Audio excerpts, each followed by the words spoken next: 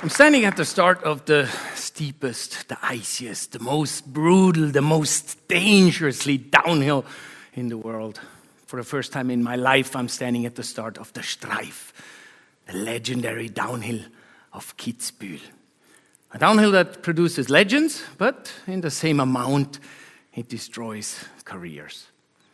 The start referee gives me a sign, 1 minute to go.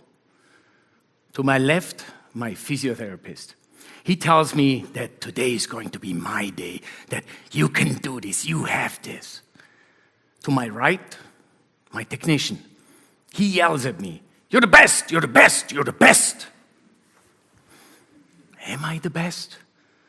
What am I doing here?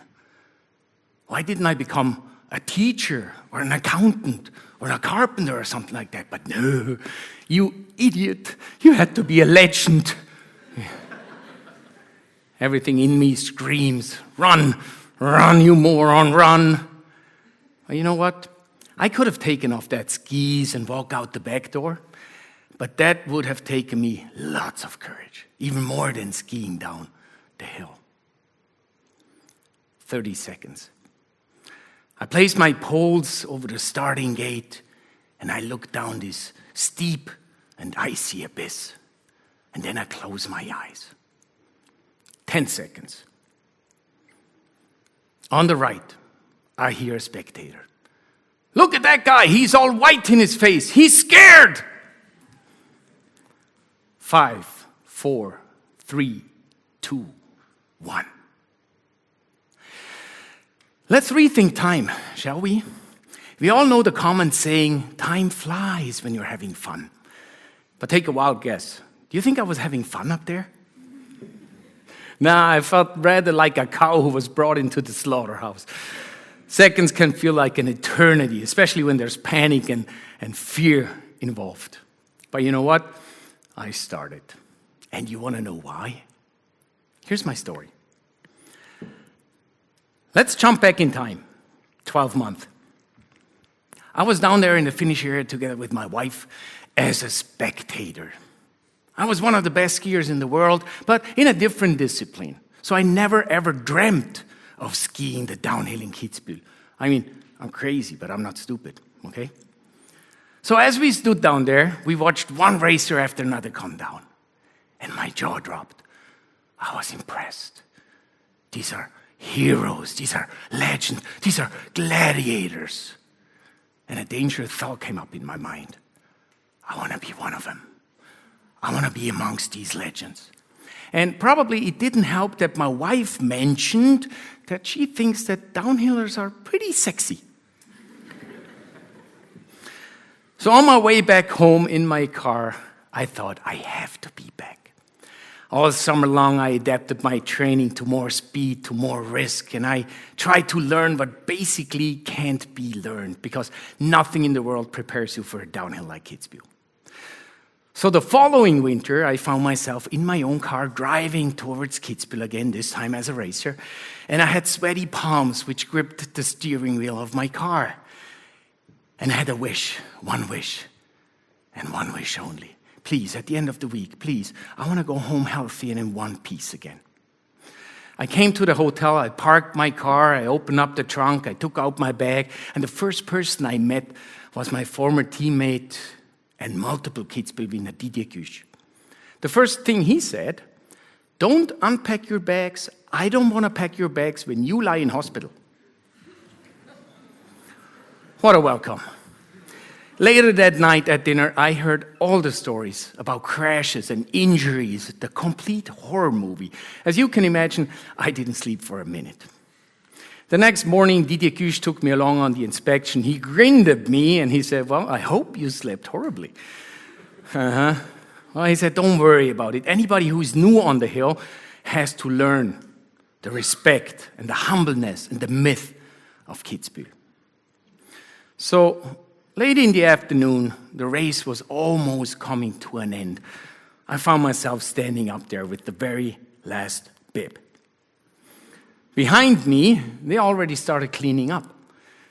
And down in the valley, I heard the rescue helicopter, not for the first time that day. And it was almost getting dark. That all didn't help. So let me give you a quick introduction to what Kitzbühel means. Well, when you look out the start, it's steep, it's icy, it's bumpy, it's an abyss. But once you start, you accelerate like a really fast sport car. And after 2 turns, you reach the Mausefalle.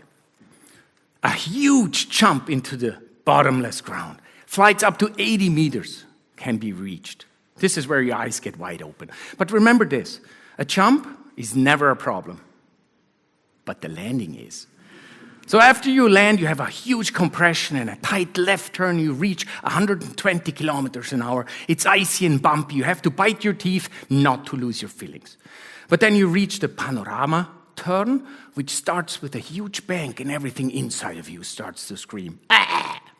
Afterwards, you reach the Steilhang, which is not really difficult, but the exit has a twist. Well, for one, the turn is endless. And for the other side, the hill falls off to the left side. So your instinct tells you to lean to the safe ground. Lean towards the ground, that's the safe place. But probably you will crash if you do that. So you have to work against your instincts, lean outside, apply pressure to the outside ski and clear the turn. Afterwards, it gets pretty easy. You have the Seitlangsprung and a couple of easy turns, nothing to see here. But then the horror starts again with the Hausbergkante, the Hausberg jump.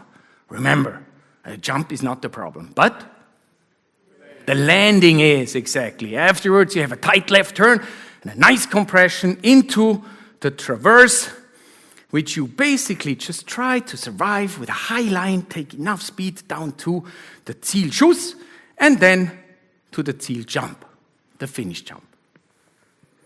So, the question is, why didn't I run away when I was up there?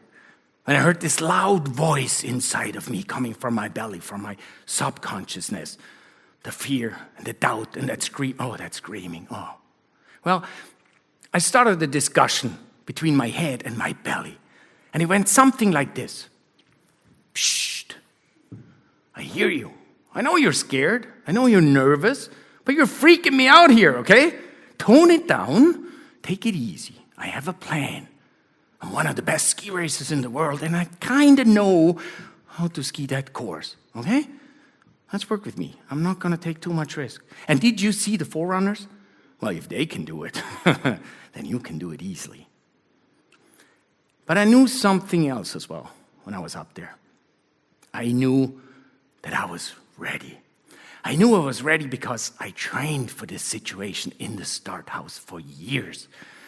Since I was a little boy, I put myself in situations way outside the comfort zone.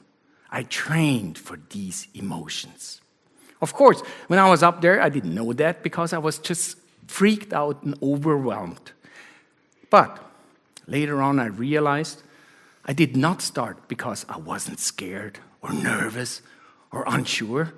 I started because of all of that, because I simply felt so alive, because I knew why I was up there. Emotions. Emotions are, for us humans, the biggest adventure out there. The good ones and the bad ones. Don't get me wrong. Of course, I'm always chasing the good emotions. You know, the happiness, the sunshine, the butterflies and everything. Yeah. But the difficult emotions can be equal fascinating. And it's the mixture of the good and the bad emotions that make life so rich. Even up there at the start when I was feeling sick and scared and I wanted to throw up and to run away. But when I look back, it felt pretty cool being brought to my extreme limits. But the crazy thing is, that situation in that start house is not unique. You know, that's just visible. Each and every one of us is standing in a start house from time to time, maybe on a daily basis even. But the question is not, it's not if we start, or we don't have the same reason to start. One person starts and the other person starts of another reason, simply to maybe run away from their fears, from their doubt, from anxiety, or even from themselves. I didn't run from myself when I started. I knew why I was starting. And I think that is the difference. It's not the question if we start, but the question why. And take it from me, there's no shame in running away. Sometimes it's a wise decision and it means experience. Most importantly, you have to know why. But when you find yourself in that start house, in your own little start house, and time stands still, and you find yourself in a situation where you need to make a decision, and this can be the big decisions in life, or sometimes just the small ones, like a difficult conversation you try to avoid, a phone call you don't want to pick up, or an important task you would like to postpone, or simply because you just want to run away. Well, there's something I've learned. By postponing a decision, you take away your options. The earlier you decide, the more options you have. And if you don't decide, well, that's a decision as well, because you have no more options left. So a wise decision, a good decision, comes from purpose and from experience, and not from pressure. So imagine yourself being in that start house in Kitzbühel for a second. Imagine that you are standing up there, and it's your poles which are going over the start gate, and you close your eyes, and the start referee counts down. 5, 4, 3, 2, 1. Just tell me, why do you start? Thank you very much.